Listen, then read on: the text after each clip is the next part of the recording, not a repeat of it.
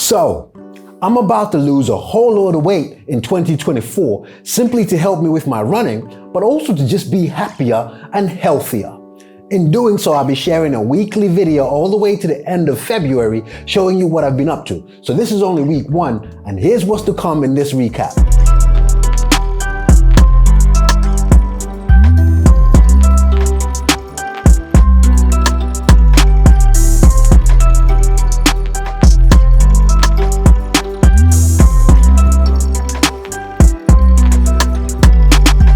So, my name is Aubrey. In 2023, I used to introduce myself as a very average runner, simply trying to be less average by the day. And I feel like it's slightly disingenuous still introducing myself in that way. So in 2024, I've got a new intro. Watch. My name is Aubrey, and I'm an average runner.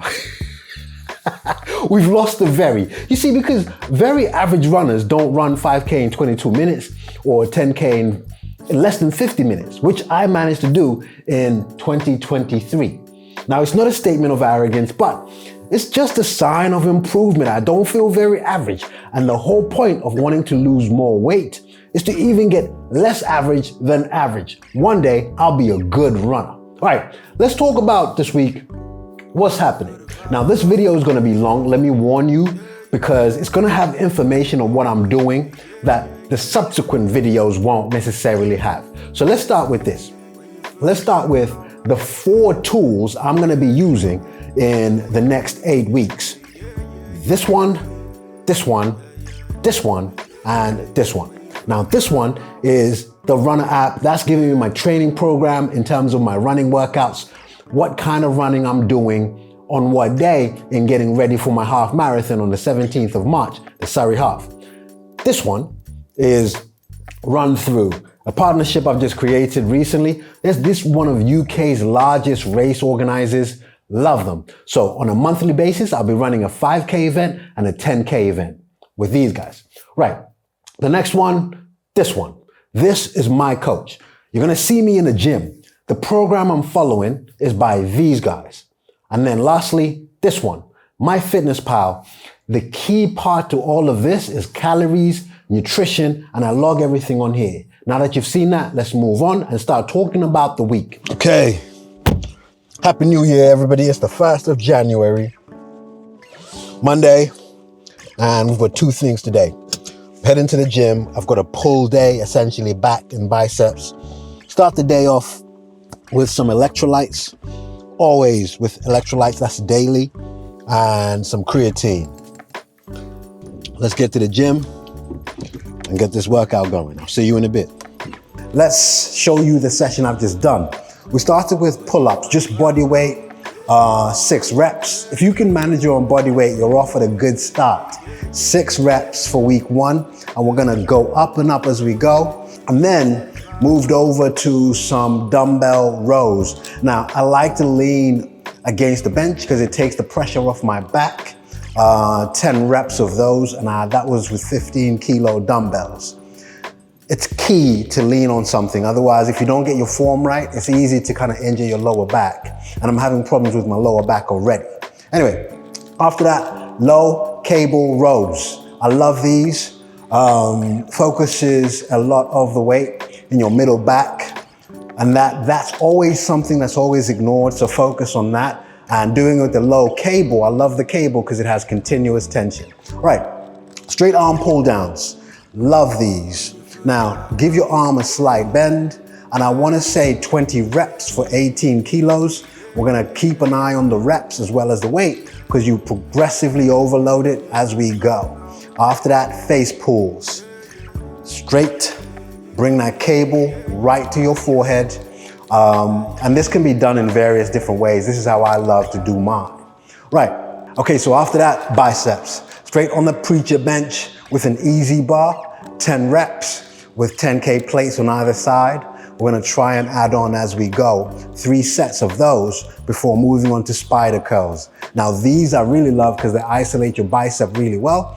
Tuesday was the 10K zone 2 run. If you remember from a previous video, I talked about having a deficit in my low aerobic workouts. So this is me trying to address it now. But this was soul destroying. Honestly, I hate treadmills. What's worse than running on a treadmill? A 10K zone 2 run on a treadmill. Oh my goodness. Anyway, I got to it, got it done. So let's get to the charts here. Ignore the pace. Ignore this little spike over here. I got bored, took up the pace a little bit, then said, no, let's stay consistent. So you're gonna see a lot of these spikes, whether in heart rate, pace, whatever it is. Anyway, talking about heart rate, an average of 134. Just for your information, my zone 2 heart rate caps off at 135. It kept going to 136, 137, and I didn't really pay attention. So hence why this chart, time in heart rate zones, you're gonna see quite a lot of zone 3. Wasn't intentional, but it addressed this, the training effect. So as you can see, I'm starting to then catch up a little bit within the low aerobic because of this zone 2 focus. One other change I've made, even when I've got a hard workout, if it's got a warm up, I'm gonna do that warm up in zone 2. That should bridge the gap. But I should also acknowledge this. Tim Gross commented on my video about maybe taking up the mileage. Absolutely, I've taken that on, but I'm gonna progressively add it on because I know what I'm like. Get excited, add on mileage, injured, rest for about 3 weeks, and I've lost the progress I made. So progressively, we're gonna do that and add in a lot more zone 2. Wednesday, we're back in the gym for leg day. We started this off with abductors using the machine, often neglected muscles that kind of help with your balancing as you're running, those abductor muscles as well as your glutes. I love this particular workout. There's a band you get which kind of exposes how weak you really are within this muscle group. And then the quad and hamstrings combo, we did leg extensions. Now, both these workouts are 14 reps, 3 sets. Trying to keep that motion, that movement controlled, starting with the quads, and I really enjoy this one. And then lying leg curls to focus on the hamstrings. This one, for me personally, is key because I did some assessments and it's exposed that my posterior chain is 2 things. 1, not as strong as it should be, but also highly immobile. So I'm working on the mobility for my posterior chain. Next up is split squats. Now, this is going to be key. Listen to me here. This is going to be key.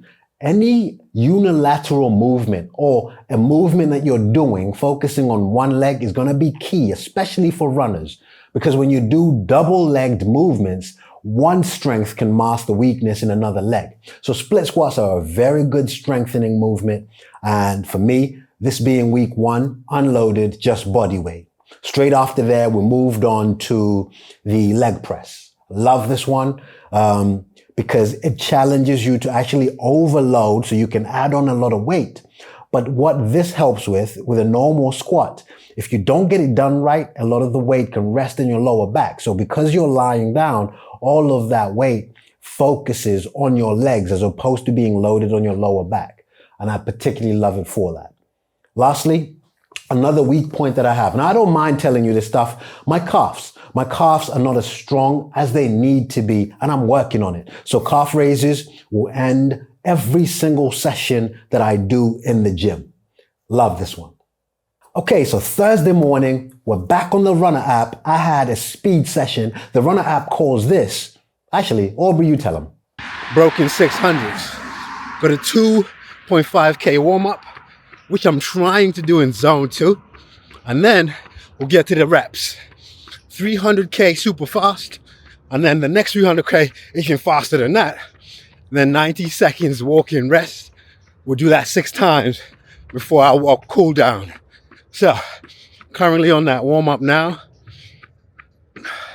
Let's go. Okay, so for the speed sessions, I hope you will forgive me. I've decided to put the camera aside and just focus on the workout at hand. Because at the end of the day, it's not just about getting this on YouTube, but actually doing these workouts as best as I can.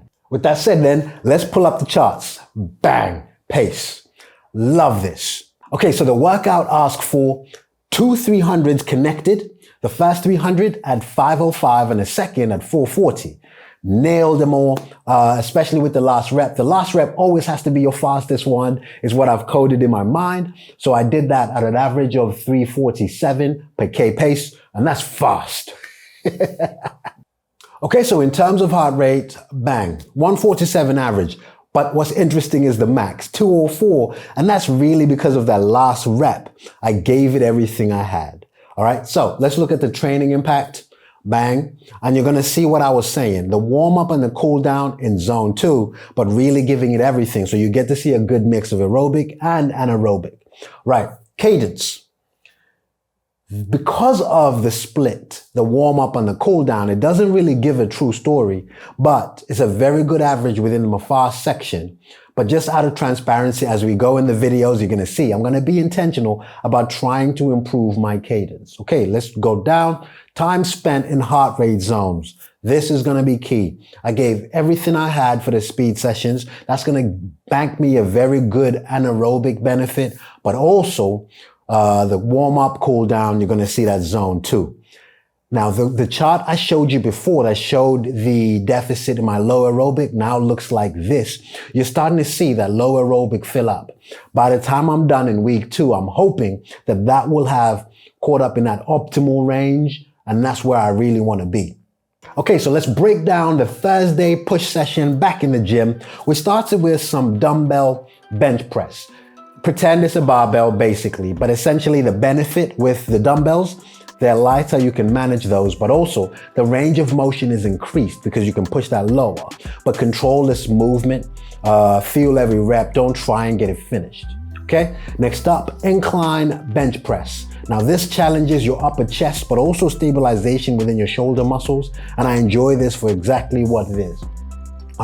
It is a press motion. It is more challenging than your normal flat bench press because it does call up on muscles you probably don't utilize as often as you should. Okay, moving on, the cable fly. Now you can do this with cables, but for me, I replace this with the machine simply because it's a bit more controlled and I don't like the faff of having to pull one cable this side and another cable this side. You just sit down and get this thing done.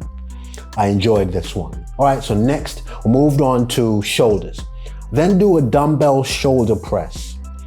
Again, it's important if you need to sit down and do this because standing up doesn't make much of a difference except for learning to stabilize in different ways. If you need to sit down, go ahead and do so. Okay. I also did actually lateral raises where you've got the dumbbells and you're raising them to your side like that, but I forgot to film it. Just trust that I did it. And here's the stats to prove it. Okay. After that, I moved on to the tricep section. I've got 2 workouts here, 2 exercises, overhead extensions. I really like this one. It challenges your triceps in a different way. Normally when you do your triceps, you're doing push-ups or even with the bar or maybe push downs, but this challenges your triceps in a whole different way. And I enjoyed this one. Straight after, moved on to tricep extensions with the cable using the rope. I like the rope because of an increased range of motion. When you use the bar, it stops at your legs, whereas the rope can then be pulled and you kind of extend it much more than you would with a bar. So normally I would have a run or a workout today or Saturday because my week will wrap up on Saturday. However, this coming Sunday, I'm at Victoria Park for a 10K run where I'm actually gonna try to break a PB. I'm not saying it will happen. I'm not saying it won't. So because of that, I'm actually recovering today and Saturday. So in week 2 and onwards, I will share with you daily calories, but also I will end the video with a weigh-in. If you're following along, please consider subscribing to the channel and catch me on my Instagram. Tell me you're doing so. It just helps being accountable.